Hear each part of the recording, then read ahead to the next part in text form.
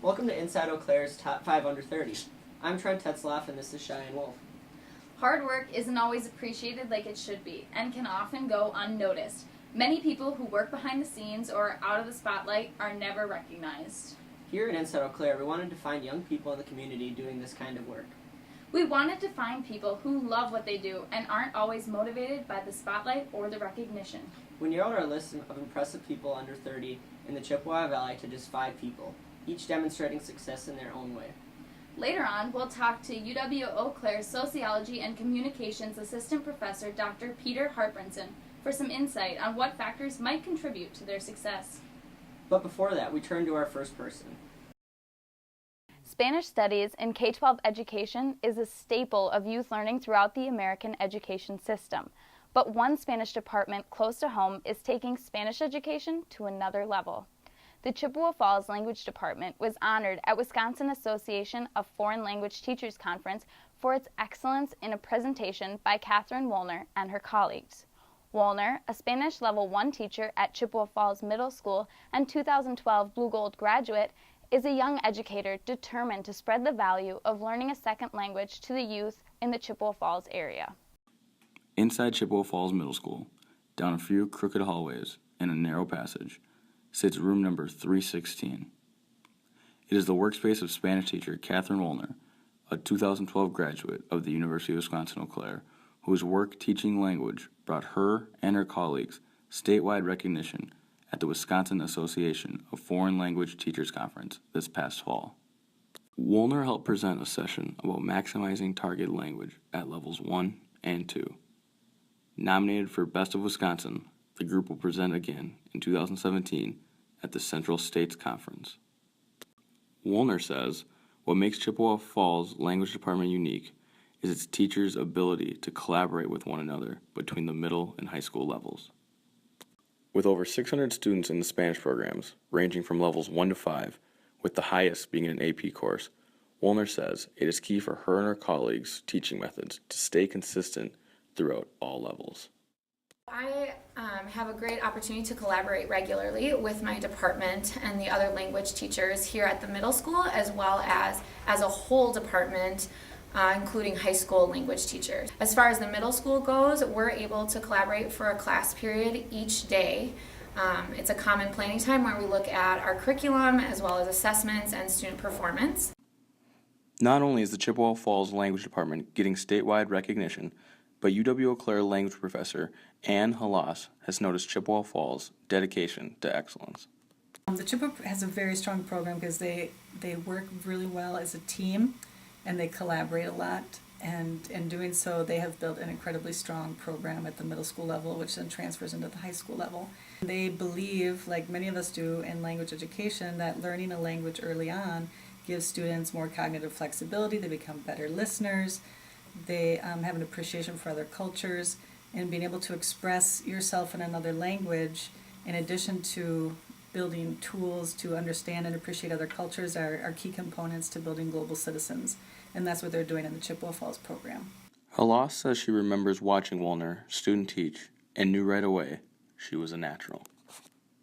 And from the minute I saw Katie teaching, and she stayed completely in Spanish the entire lesson, and she walked into a classroom that was difficult to do that. She changed the beliefs of the students. She got them on board with her way of teaching, and from the minute I saw her, I knew she was a natural-born teacher. For Woolner, elevating Chippewa Falls Language Department while helping youth is what she feels is her calling. I believe that language classes are vital in curriculum for students in our current culture. Students grow up and get into the working world.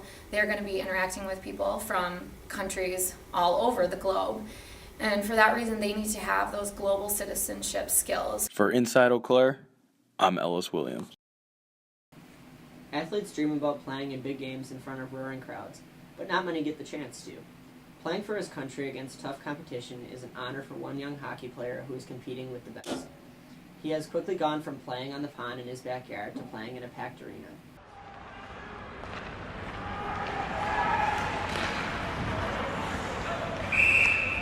With any sport, representing your country is a top honor, and for one young hockey player, this dream may be more of a reality. It means the world to me just knowing that I've had the honor to be able to represent my country, and just knowing that representing my country is bigger than just playing hockey. It's representing everyone overseas. For Ty Emberson, hockey is more than just a kid's game, it's life. Back in February, Ty left his home of Eau Claire, Wisconsin and boarded a plane with 16 teammates to Lillehammer, Norway to compete in the 2016 Youth Olympics. There was 5 teams, and so in preliminary action, every team played each other once. But before Emberson could compete for the gold, he had to make the final roster first.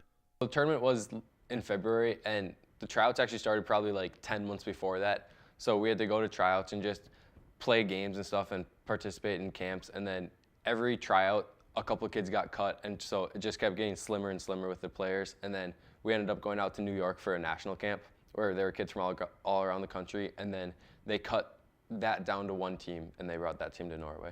The Eau Claire Memorial Old Abe would have to leave his team mid-season to pursue his dreams of winning that gold medal.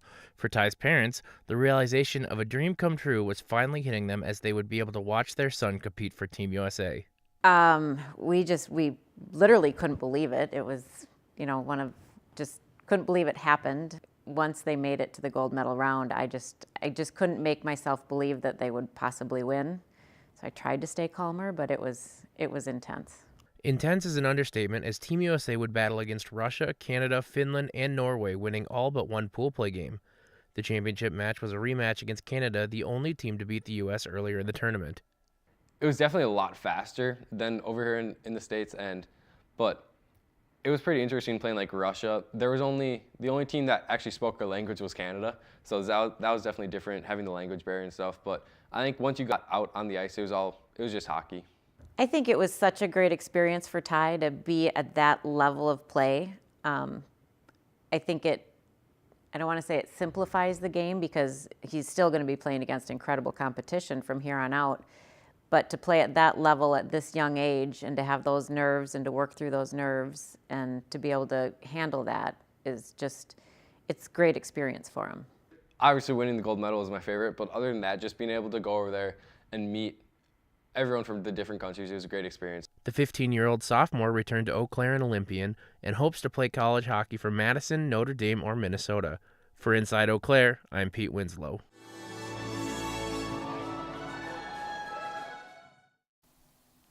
At 24, she's the youngest person to ever serve on Eau Claire's City Council, and the youngest currently serving by around a decade.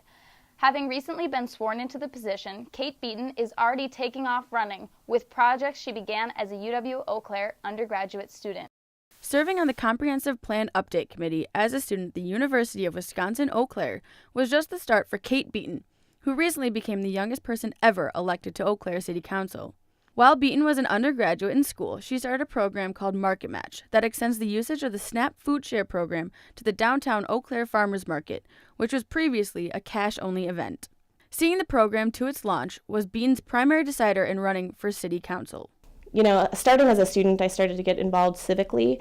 So after Market Match in 2015, getting city allocation, it was a pretty easy decision for me to run for City Council. Because she ran unopposed, Beaton had a relatively non-competitive campaign experience. I wanted to thank the sponsors for holding this event. I wanted to thank everybody here for listening, and I wanted to thank everybody at home who was listening from their couch. The councilwoman's day-to-day process will be talking and listening to constituents.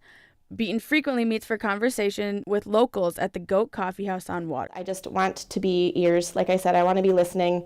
I want to glean information off of the citizens. I want to be working on poverty issues more than what the city has done in the past. And even more specifically, I want to work on food insecurity issues. I'm also interested in working on sustainability issues and supporting the infrastructure that we already have that promotes a sustainable city, but build that infrastructure up. Beaton's friend and roommate Jeremy Granger is an activist closely involved with social and political issues in Eau Claire. The duo share common ground when tackling issues such as their forming of UW-Eau Claire's progressive student and alumni group. Granger served as one of her primary motivators for running.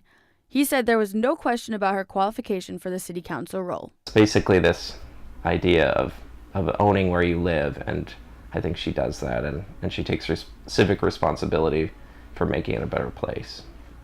Granger assisted Beaton in her campaign, which he considered a huge step in her young career. She stepped up to run for essentially an open seat in the at-large city council, and so that was kind of a huge step, one that, you know, not many people make a step like that at any point in their life, let alone when they're 24 years old. So helping with that campaign and the issues surrounding that and the issues that were important this year. Moving forward, Beaton will continue to focus on issues such as food insecurity and improving public transit in the Eau Claire area. In addition to helping a relationship blossom between volunteer Ashley Stahl and her husband, a small organization in downtown Eau Claire is proving to be a valuable resource for the community's youth. Established in 2000, the Lighthouse Youth Center offers kids the opportunity to play games, eat a meal, and if they choose, learn more about Jesus. For nearly 17 years, the Lighthouse Youth Center has remained a popular hangout for Eau Claire area youth. Joy Echeverria, founder of the Lighthouse, says the goal of the center is to provide a fun place for kids to drop in after school. First of all, it gets them off the street for a couple of hours, and we have opportunities to just teach them, manners and values. And Echeverria, along with a growing team of volunteers and sponsors, help keep the Lighthouse's doors open 4 days a week for a couple hours after school. While looking for a job after college, Lighthouse volunteer Ashley Stahl says she could not turn down the opportunity to work with kids. I love kids. That's where my heart's at, and so I went down there and yeah, really fell in love with the kids right away. And so. But the kids are not the only ones Stahl fell in love with. We definitely saw that we had similar hearts, hearts for reaching out and helping in the community. The couple say they support the Lighthouse's mission, which is to provide a safe place to learn about Jesus. Let me explain how it would normally work in that culture and in that time. Participation in religious activities are encouraged, but not required. We try to stay open. We're not pushing Jesus on them, but we just want to love with our actions and yeah. In addition to working at the Lighthouse, both Johnny and Ashley Stahl are actively involved with a prison ministry group called 513 Free. The couple say the experience of ministering in prison helps open up a line of communication with the youth. I was surprised the other day. We were talking about 513 Free going into prison, and there was a group of 5 of them, and they all had dads that were in prison and just experiencing really big hardships, just not having their dad there. The couple say the Lighthouse program helps youth overcome the cycle of incarceration. A lot of our kids, we have a lot of people who will tell them what to do or tell them what we want them to do, but there's not a lot of people who are willing to walk alongside them, and so I see the Lighthouse as a place that's willing to just come alongside kids and just take them where they are and just walk alongside them. Reporting for Inside Eau Claire, I'm Brian Helios.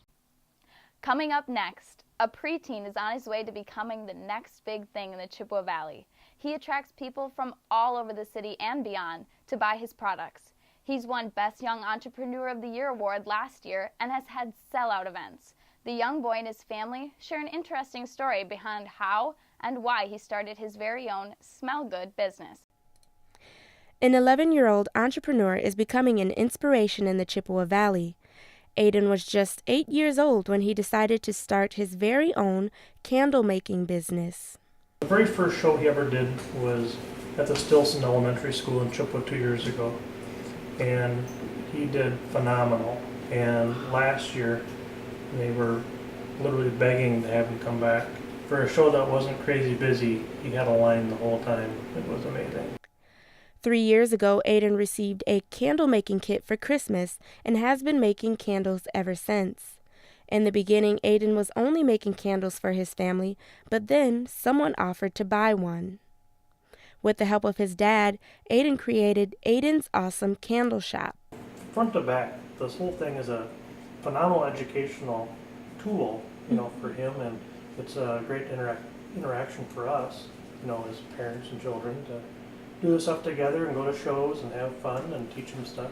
2 years ago, Aiden won the Young Entrepreneur of the Year award from the Kids Kingdom in Kenton's Place.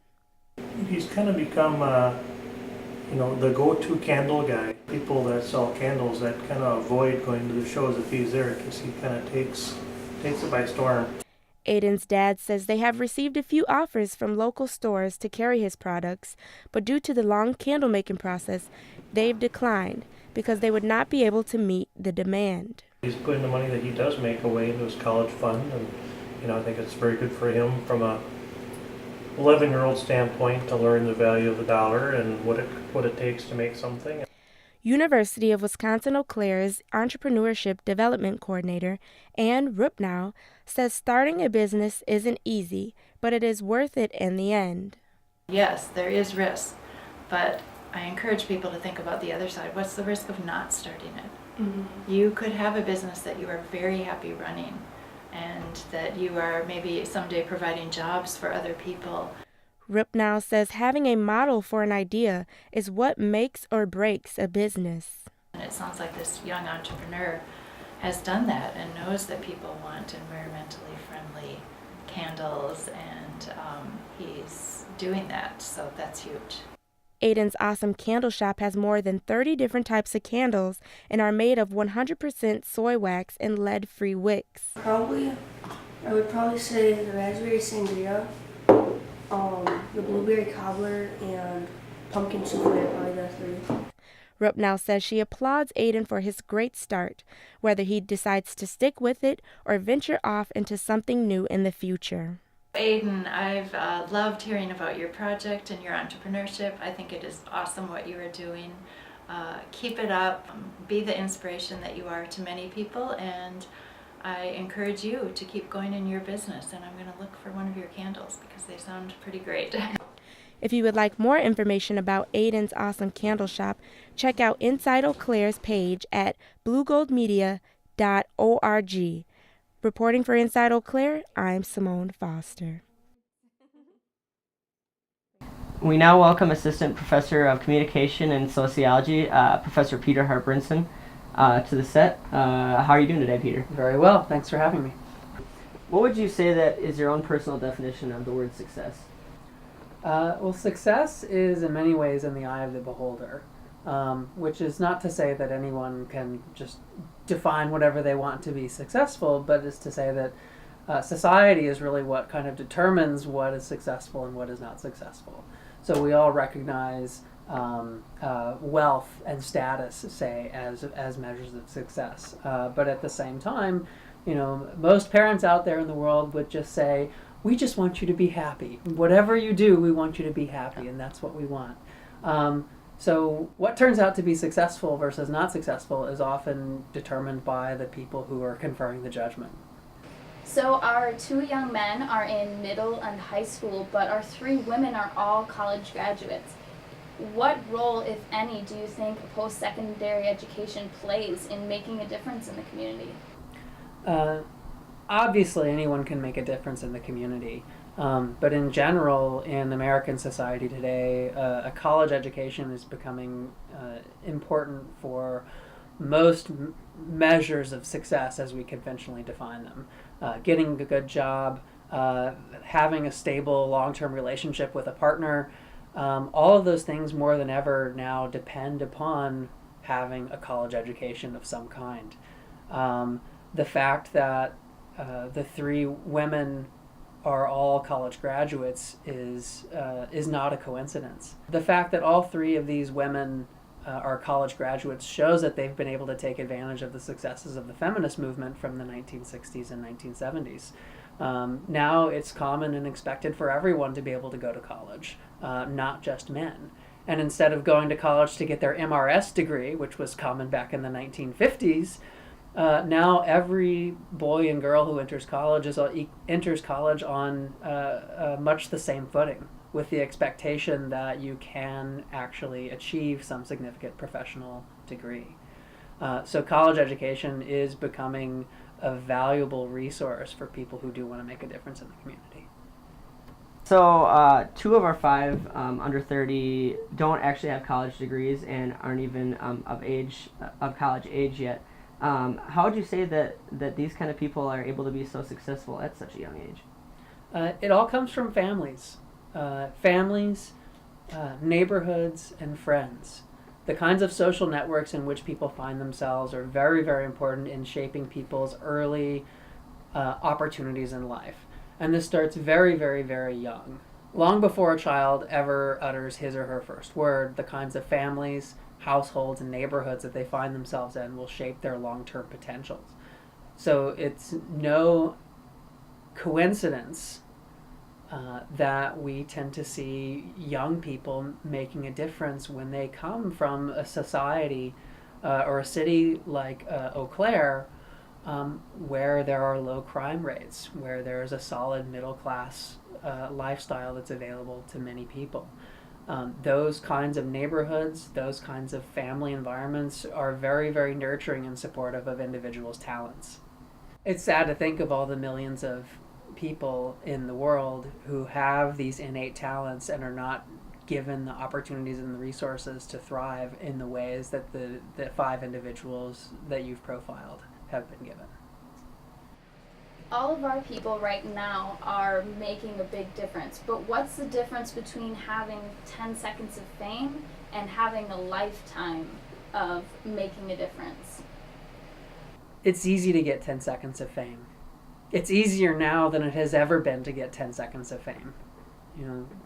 Back in the 90s, everyone dreamed of their 15 seconds of fame when they were interviewed by the local television news broadcast, and the family gathered around the television to see yourself pictured and quoted for a couple of seconds.